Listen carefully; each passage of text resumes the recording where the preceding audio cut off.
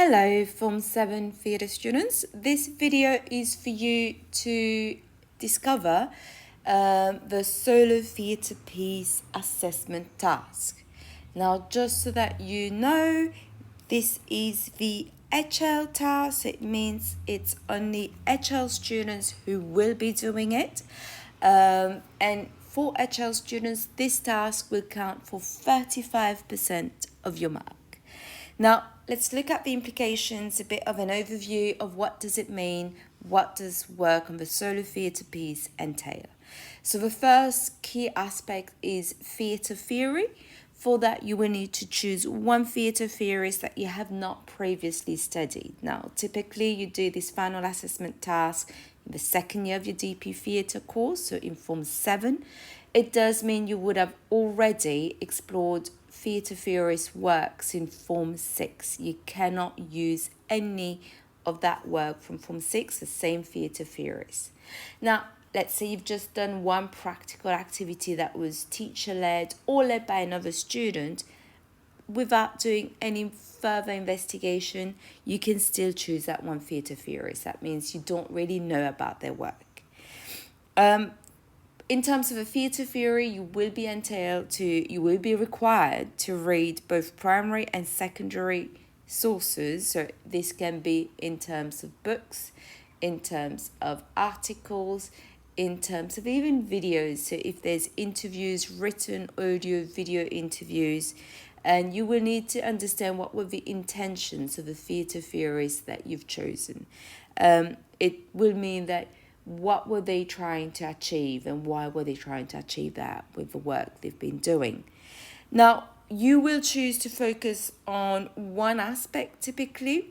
Now, certain times aspects are intermingled, and this is where you might look at two aspects, but you usually want to choose one or sometimes two aspects, and we'll check over that if it's the right choice together, and this is going to be what you're going to focus on for the rest of the task. Now, the rest of the task has to do with the practical work. So over here, you will have to get up and see how does the aspect or aspects you've chosen, how do they work in practice, in performance? What are the implications for designing, for directing, for performing? And you need to make sure that those implications are visible. So it cannot be any internal psychological acting process. It needs to be visible. We need to be able to see it on the stage. From that exploration, you're going to be able to develop theatre maker intentions to create an original piece of theatre. These intentions that you make, that you develop, which will tell a story, which will explore a topic, a theme, needs to align with the overarching intentions of your theatre theorist. So it needs to have the kind of impact that they wanted theatre to have. And from that, you will be able to proceed to create and present a piece of theatre with just you. So you'll be the sole performer, director, designer and creator. You can use others to help you operate the technicalities if we need light, sound, all of that. But you need to be the sole performer, and audience interaction needs to be at a minimum. Now, in this performance, it will be your way to put the aspect or aspects of theatre theory you've chosen to explore in practice in order to realize your final intention. Now, that's the implication. Now I'm going to look at, so the outcome, what is it that you're going to have to submit for this assessment task? So there's the written components. The first one and the main one is a report of a maximum of 2,500 words. Maximum of 2,500 words. It can obviously be less, but it cannot be more than that. You are also going to have to submit your work cited in MLA referencing. So that's a list of all primary and secondary sources you have cited for your research. That is for the written components. Now, you will also have a practical component, which is your solo theatre piece. Now, the solo theatre piece needs to be between 4 and 7 minutes, a minimum of 4 minutes and a maximum of 7 minutes. Anything in between is fine. Generally, I will advise you to not aim for it to be on the dot 7 minutes, just in case you get a little bit over on the day of the performance, and not on the dot 4, just a little bit extra in case you get a little bit faster, but we can fine tune that once you are working on it. The piece needs to have been created, directed, designed and performed by you. This is a solo theatre piece, you're working solo on your own, and the final performance needs to be recorded as a continuous unedited video. Now, the staff will be responsible of that at school, but make sure that you do have a tech run or a run where you also give clear instructions as to what should happen, especially if you're not in the standard theatre layout. So now that we've had a bit of an overall view of what is the solo theatre piece and what this assessment task entails, we're going to have a deep dive into the process of it. So what is it that you can be expecting? So the first step of it is being able to choose your theatre theorist. And over here, you're going to think of, in terms of that scale, that balance, what do you need to be considering? So some of the key information. First one, the theatre theorist that you're going to choose needs to have published their contributions to the shaping and development of theatre. So their ideas need to be published. And if their ideas have been published, it can be a written publication, audio, video publication. Usually I would suggest it's really good you've got some written publication here. It does mean that you've got primary sources. It comes from the person directly. The other thing, other people need to have also published about the ideas of your theatre theorists. It means that the implications of their work extends beyond just their own practice. It has had that bigger implication on theatre in general, and this means that over here you will also need to be dealing with secondary sources. Now, these two are quite important because these are actual requirements from IB. Then we've got one last requirement from IB, and I've mentioned that at the start. This is a theatre theorist whose work you need to not have studied previously. So now that you've got the formal requirements from IB, you want to think, but how can I narrow it down? So you want to think of something that is of interest to you. Are you interested in physical theatre? Are you interested in design? Are you interested in some approach of making theatre that can give you that kind of pathway to go towards? You might also think that maybe it's not necessarily something you've been interested, but it's something different, it's something new. And it does get that little spark of, what if I want to find out more about it? And that leads into, basically, you're going to have to delve quite deep into this new way and ideas of making theatre. So make sure it's something that you want to find something about. And the most important, I'd say, it needs to be something that does excite you. So this is step one, choosing your theatre theorist. I will share with you a list of possible theatre theorists to get you started, but then you are free to choose, and we will go back over them together in terms of ensuring your final choice is relevant. So that brings us to the next stage of the solo theatre piece, which will be now researching your theatre theory. So start by reading, watching if it's video, listening if it's audio. Start by looking at what publications are there by the theorists and by others. And here, your objective is to clearly understand what were the ideas of the theorists. It's not to interpret, it's not to think of this could be different. It's, okay, what did they want to say? You want to be able to gather from that what was their contribution to the shaping and development of theatre. What were they reacting against? What were they adding to? What were they doing in the same way? What were they doing differently? You want to think of what impact did they want theatre to have on an audience? What kind of theatre did they want audiences to experience? How did they want audiences to react after seeing theatre? So this will all lead you towards having a better understanding of what their overarching intentions were. Now, to help you get that better understanding, it is true that it's not always easy to understand what was happening, were they doing that. So it can help here to think of looking at understanding why did your chosen theatre theorists develop the ideas in the way that they did. So what was happening in the theatre at that time? Was the theatre theorists really adamant, really focused on specific aspects of theatre? Were they reacting against something? Were they adding to something? So you want to think of overall, what are the reasons that made them create and develop the ideas they did in their theories?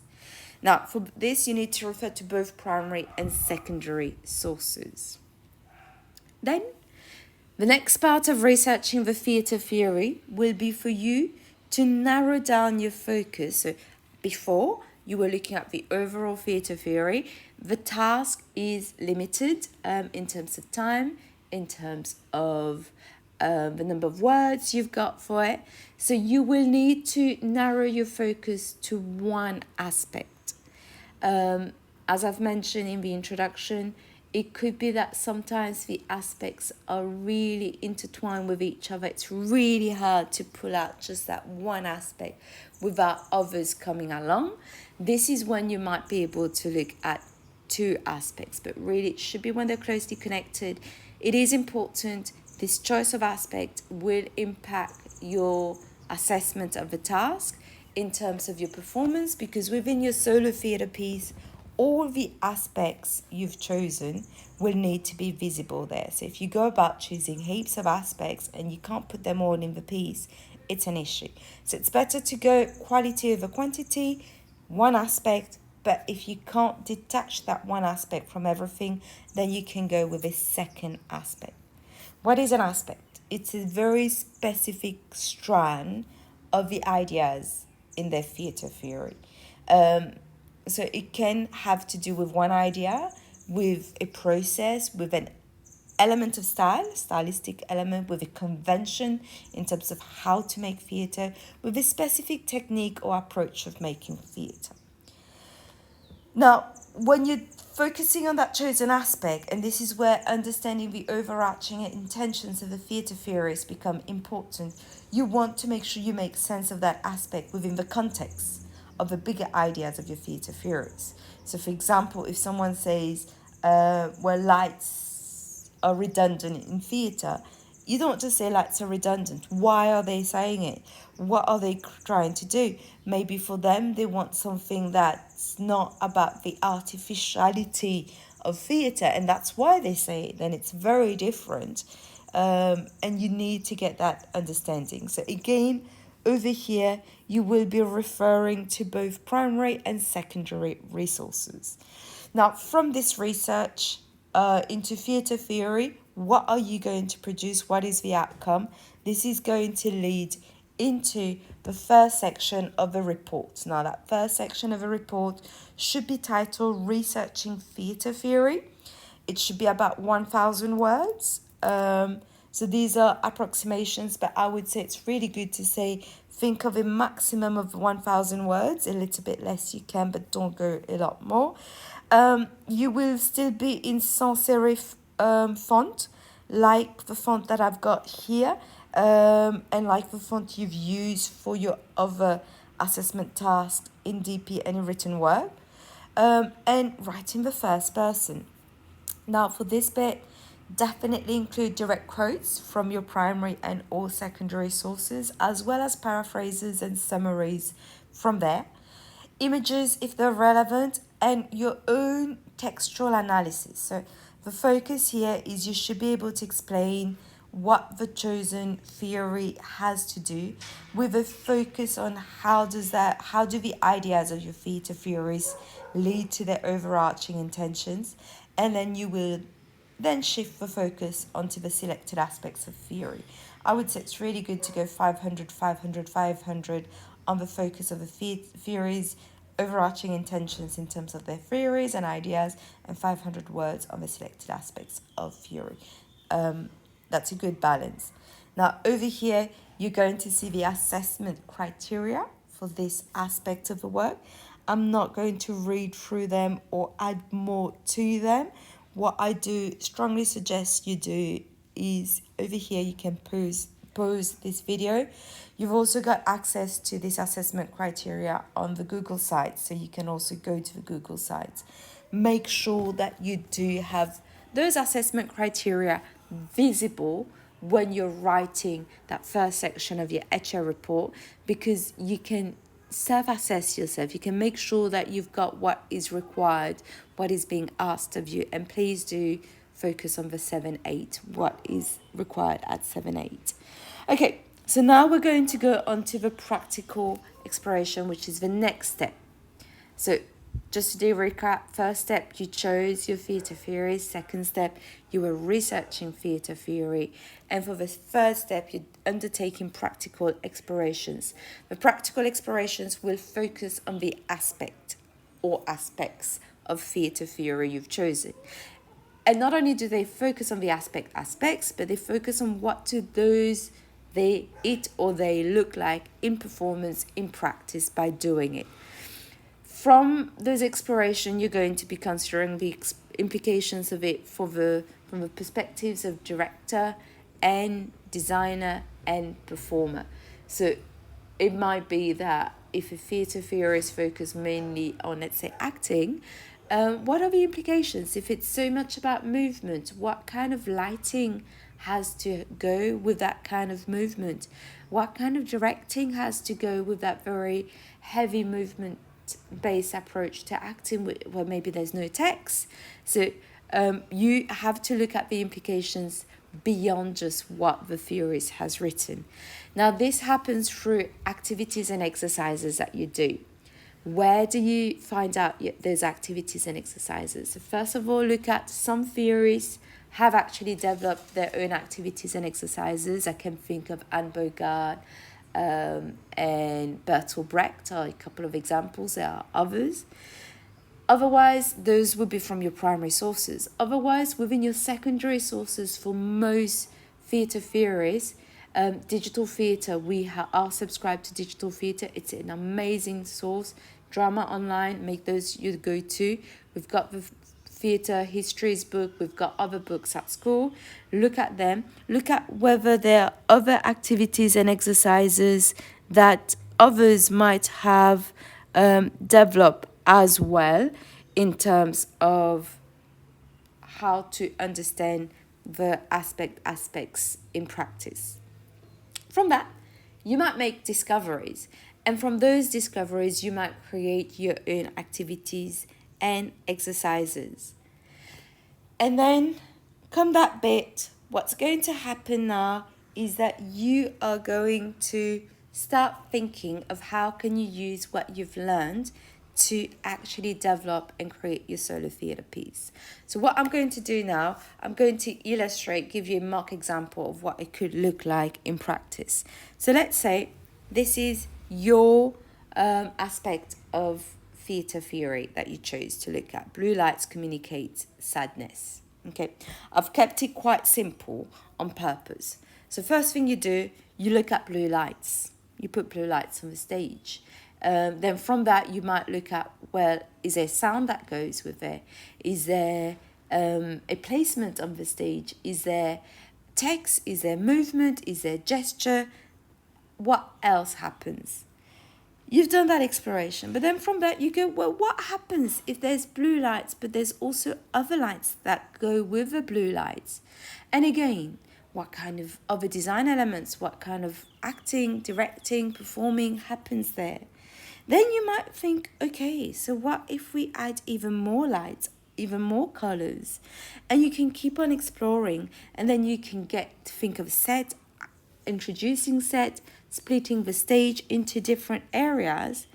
And then from that, you will then be able to formulate and write down your theatre maker intentions. Now, as always, your intentions are going to map out what you intend to create. It can be very linear, very literal in terms of a story, a person. It can be more abstract in terms of big ideas, big questions that you've got. But what you need to make sure is the theatre maker intentions that you develop need to allow you to put into practice your aspect or aspects of theatre theory, and absolutely essential, must align with the intentions of a theatre maker, of a theatre theorist. The impact that your solo theatre piece will have on your audience should be the same impact that your theatre theorists wanted their theatre to have.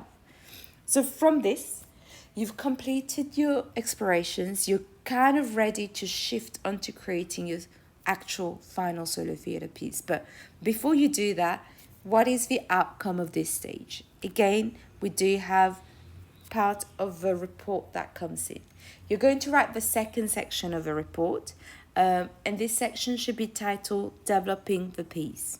The section should be about 750 words. What I mentioned, 12 points, font, sans serif, and first person remains.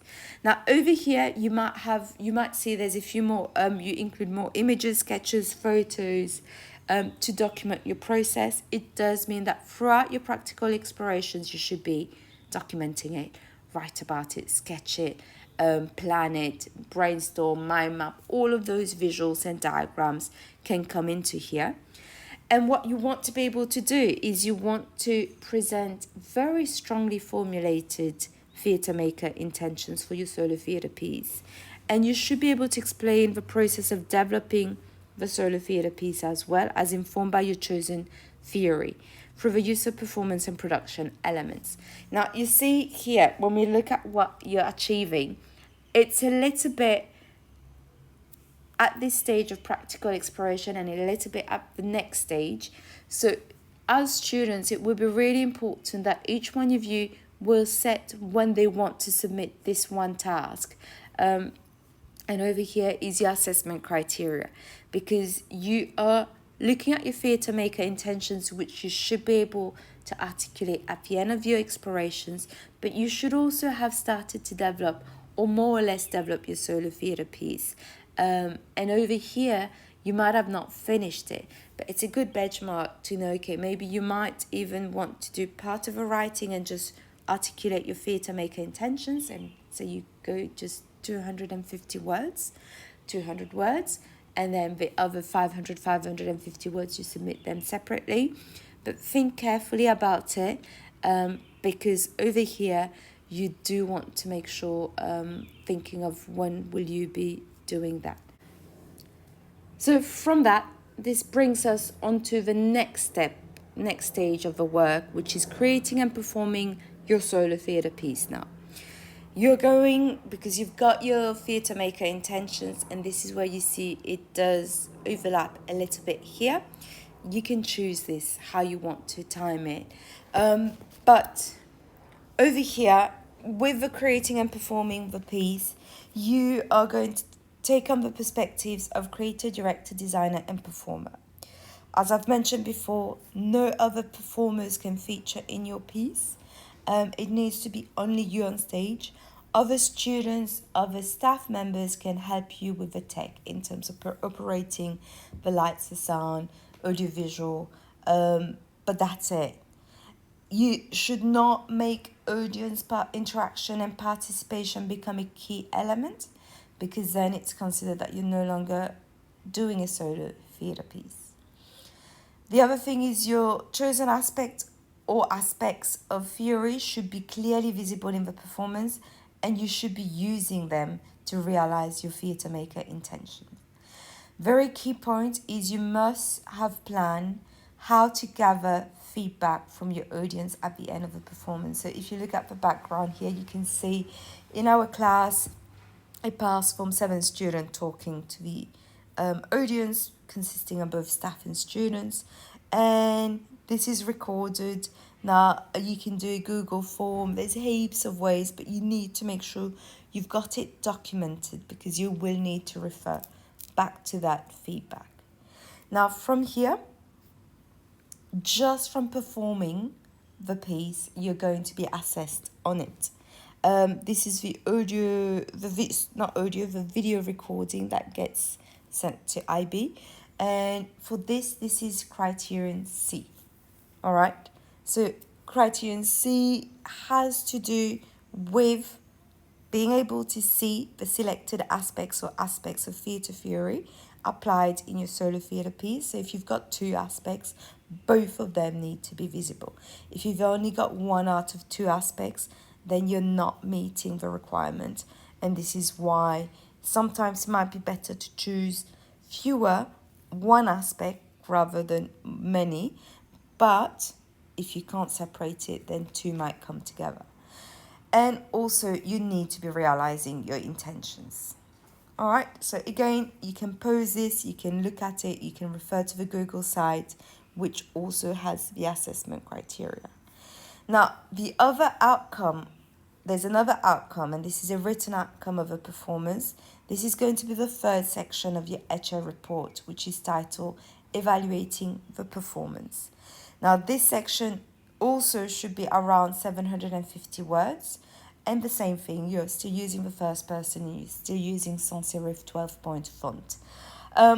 Now, over here, you can use images. Most of the time, it will be screenshots from the video recording of your performance whenever you're evaluating it, to be able to refer to specific moments of it so that you can guide your examiner to understand what you're referring to will help.